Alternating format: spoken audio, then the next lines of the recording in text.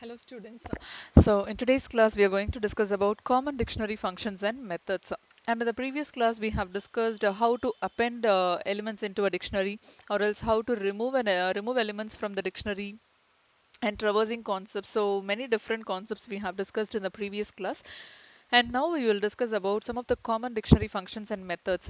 So the very first function, if you see here, the length function. So length function most probably would have we would have discussed in all the strings list and tuples concept. So length, it helps you to find the number of key value pairs in the given dictionary. So the syntax of length, as usual, length of d if you are going to give the respective variable. So see here they have created a dictionary with the variable d1, and if you just give length of d1, what will happen here is it will return the total number of key value pairs which is present in the dictionary. So totally you have 1, 2, 3, 4, 5 and 6. So the count will be returned. So that will be the result. And now let us see some of the other functions related to this. Clear. So clear, actually it helps you to remove all the items from the respective dictionary. And the syntax for clear is d dot clear. If you give d dot clear, see here, look at this example, dictionary with the variable d, and if you give just print of d, the entire dictionary gets printed. And if I'm going to give d dot clear, what will happen here is the entire dictionary will be removed, but it will not be visible. You cannot see that whether it has been removed or not. To check whether the dictionary has been removed or not, or deleted or not, you can check it out by printing the variable. So print of d, if you give, what will happen, it will print the empty dictionary without any data items present in it. So this is how you can check it out. And the next method is get method. So get method, actually if you see, it helps you to return a value for the given key. So get means retrieving something, right? So based on the key you can retrieve a value which is available in the dictionary. If the key is not available, in case by default the value none will be returned. In that case, you understood. So if the key is present in the dictionary, the value associated with the key will be returned. Else, by default it will return the value none. So this is how the syntax will be like for get method. So dict, which is the variable which you can give here, dot get, within parenthesis what you have to give is key followed by default equal to none. So by default it will return the none value in case the key is absent, in case if the key is not there in the dictionary. So let us see an example related to this. And see here, d1 equal to, they have created a dictionary, and if I give d1 dot get of Wednesday, actually they have a printing mistake is there. D1 within parenthesis Wednesday key you have to give. So if you give like this, what will happen, the value Wednesday will be returned here.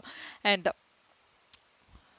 the other thing what they have done here, even by using the print statement also, you can try to retrieve the value related to the key. So d1 dot get of Friday they have given as the key, but the key Friday is not present here in this dictionary. So what will happen, by default the value none will be returned. So we'll return none as key does not exist.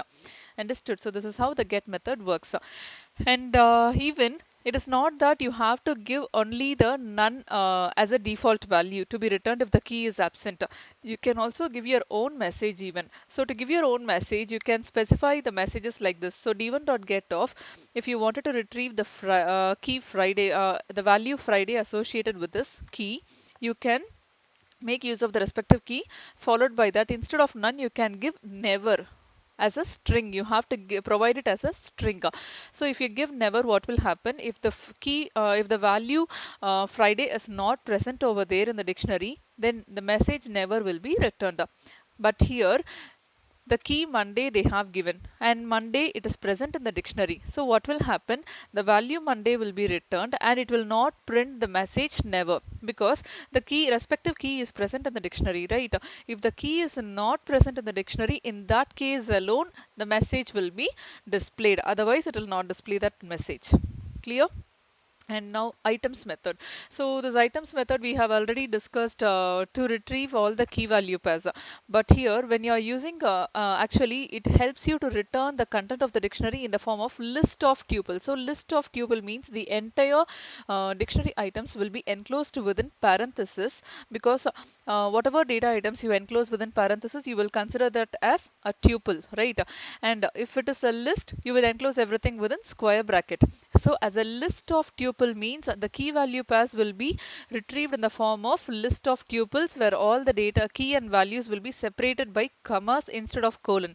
Only when you make use of the print statement to retrieve the dictionary, what will happen? All the values data items will be returned will be returned in the form of curly braces, and all the key value pairs will be separated by colon. But if you try to retrieve if you try to retrieve all the data items by using the item method, what will happen here is it will return everything in the form of list of tuples. So this is how it will be returned.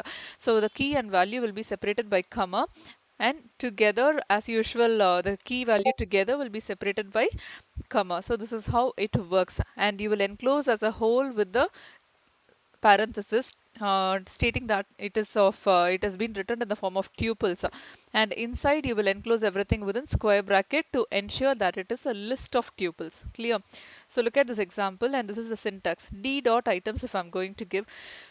So for this dictionary, if I give D dot items parenthesis, this entire dictionary will be returned in the form like this. So dict items within parenthesis Sunday, Sunday, that is key followed by value, key followed by value. So this colon will be removed, instead comma will be placed in the place of colon, and you will enclose everything within square bracket followed by parenthesis. So this is how it works. And keys method. So this keys method, it actually helps you to return the list of key values in the keys present in the dictionary. So it helps you to retrieve the keys alone from the dictionary and not the values, right? So the syntax for this is d dot keys. And if I give d dot keys for this respective dictionary, what will happen? It will retrieve only the keys which is present in the dictionary, and even for this also it will be returned in the form of list of tuples. So first everything gets enclosed in square bracket and followed by that in the parenthesis. So list of tuples, and see here only the keys will be retrieved here. Sun, Monday, Tuesday, Wednesday and Thursday, the keys will be retrieved here. For that we will make use of the method. Similarly, to retrieve the values alone, we will make use of the values method. So the same syntax follow up here. D dot values if I give, see what will happen here. Only the values will be retrieved over here, and this is how it works. To retrieve the key separately, you will use the keys method.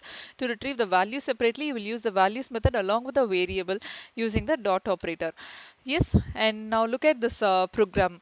Write an application program to store students' information like admission number, roll number, name and marks in a dictionary and display information on the basis of admission number. So what they have asked you is, they asked you to store information of the students like admission number, roll number, name and marks in the dictionary. As well, we have to display information on the basis of the admission number. Right. So first they are creating an empty dictionary for the variable school, and I equal to 1, which is a control variable which we have initialized here for the while loop, right? And flag equal to 0. Actually this is also a variable where we will use this to give a signal that the program will return value in the form of true or false. For that purpose we make use of this flag variable, and they have initialized this flag variable to 0. Usually flag variable will always holds a value in the form of 0 or 1, but that is the boolean values, right? And now what we are doing here is we are trying to get the total number of entries. So before we start the loop, we have to get the total number of entries to iterate how many entries you are going to give overall. So if you see the output, see here the enter the number of entries 3 they have given. So that 3 will be assigned to the variable n. So what will happen now? The value of I is 1 and the value of n is 3. So 1 less than or equal to 3. So totally 3 times we are going to iterate. So 3 times we will ask information from the user. See here 100, 200 and 300. So 3 times it will ask information from the user.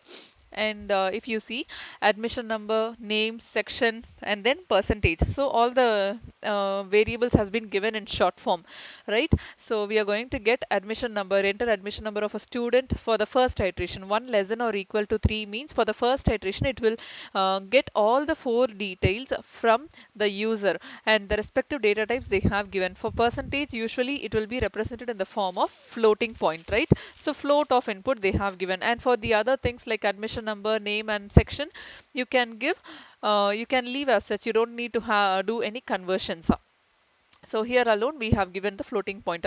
So admission number of a student, name of the student, see So for the first iteration, we are getting here 100 or Ashim 11A and then 98. So for the first iteration, all the four details has been retrieved from the user and it has been assigned to the variable. And now what they are doing here is they are using a variable B and they have assigned three different variables for the variable B. So name, section and percentage. I'll tell you what for they have used like this instead of using it separately. That is NM, section and percentage. So these three variables they are assigning it to one single variable because we have to retrieve values in the form of key value pairs, right? So key value pairs means only one key and one value can be present at a time. You cannot give 3 to 4 keys. You will find it a little difficult and confusing, right? So to avoid those confusions, you can assign all these three variables, name, section and percentage, to one particular variable B, and that variable B we are assigning it to the key over here. See, school is the empty dictionary which we have created already, and for that school what we are doing here, school of admission number equal to B. If I give this particular statement actually tells you that you are initializing values, you are appending values to the dictionary, empty dictionary. For that purpose we are assigning all these three variables to one particular variable B so that it will be easy for you to assign it. So B, that is all these three variables will be assigned, will be considered as value. So all the name, section and percentage will be considered as a value. All these three things I'm assigning it to one particular key 100, that is the first key 100. For the first key 100, Ashim 11A and 98 will be considered as the value and 100 will be considered as the key over here. You understood? So school of 100 equal to the respective name, section and percentage will be assigned as a value to this particular key. Now first key value pair is ready, and now we have to move on to the second iteration. So I equal to I plus 1 means 1 plus 1 will become 2. Second iteration, again it will follow up over here. So 2 less than or equal to 3, condition is true. So what will happen, again all the four details it will ask the user to enter. So for second iteration, 200, Nishant 11B and 97. So all these four details will be entered over there, and again it will be assigned to the variable B, and that B will be, those values will be assigned to the key 200. Now second iteration is over, that is second key value pair is over, that has been assigned to the empty dictionary. And now for the third iteration, 2 plus 1 will become 3, condition is true. Again for the third iteration, 300 will become a key and Ram 11C and 85 will be the values. So again that will be assigned to the variable B, in turn will be assigned over here to the key 300, and when it try to move on to the fourth iteration, the condition becomes false and it will come out of the loop. So if you see here, what they are doing here is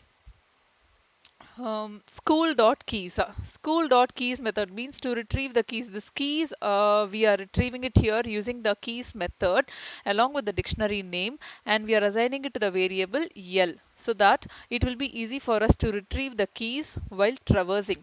Yes, so even in the previous class we have discussed an example related to this. Either you can directly give this school over here in the place of L, or you can use this particular method also to retrieve the keys.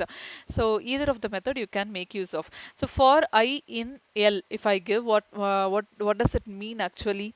The first key. So here keys alone we are retrieving. No, the first key it will traverse over here. The first key we have here is 100 in the place of L. So I in L means for the first iteration it will traverse for the key 100.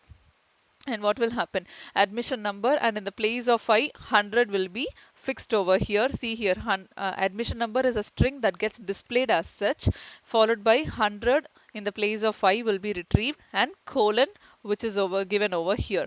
So this is how it will be retrieved. And here what they have done, school of I. So in the school of I has been assigned to the variable Z, which means we are accessing the key, that is we are trying to access the value which is related to the key 100.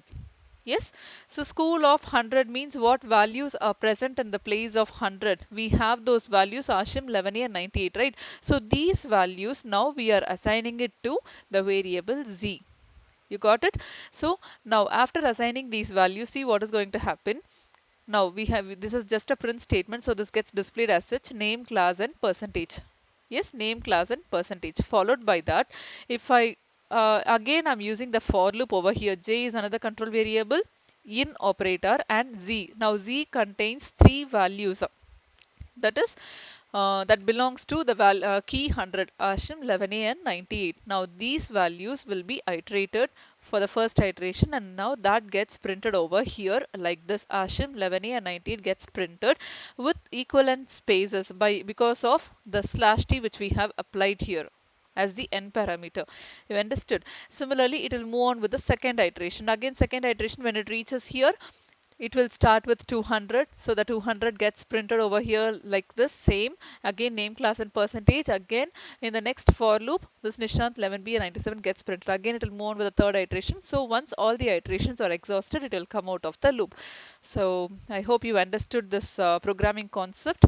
And now let us see some dictionary methods and built-in functions associated with the dictionary, right? Almost the repeated things. It's much like recollecting. So length method we have already seen to return the total number of key value pairs in the dictionary that will be returned here as a result. Now dict parenthesis, this helps you to create an empty dictionary, or you can also assign the already existing dictionary to a new variable. See here, already they have created a dictionary for the pair 1 variable, and what they have done here is dict of pair 1 they have given, which means you're assigning the existing dictionary to a new variable, dict1. So if you again call this variable, what will happen? The same dictionary gets printed over here in the form of key value pairs. So what they have done here is creates a dictionary from a sequence of key value pairs. Actually, what they have done here is they have given in the form of list of tuples, and if you try to use this particular variable within this dictionary method, what is happening? Everything gets converted into the form of key value pairs separated by colons. Clear? For that purpose, we make use of this dictionary method. And keys method, obviously, we to retrieve the keys alone, we make use of this keys method. Similarly, values. To retrieve the values alone, we will make use of this values method. And then items method, as usual, we have seen now in the previous example. So you will use it along with the variable. So dict1 dot items method they have used. So it will return everything in the form of list of tuples. So key value pairs will be separated by commas. Again, get method, which helps you to get the value by using the key, right? And then update method. So update method, which helps you to update any values in between or change any values in between. For that purpose, we make use of this update method. Already we have discussed so many examples related to this. And clear method, so just now we have discussed, like clear helps you to clear all the contents in the dictionary. And then delete method, it helps you to delete the respective key value pairs by using the key along with the delete function. Right, so to use this, see delete dictionary name they have given. So delete dictionary name, that is a variable, followed by, if you give key, the respective value will be deleted. And you can check it out by printing the entire dictionary over here. Here they have deleted Ram 89 has been deleted, and only when you print the variable you will be able to find out whether the value has been deleted or not. And in case if the key is not there, what will happen? In case if you forgot to mention the key, it will state like name dictionary is not defined. So this is how it works actually.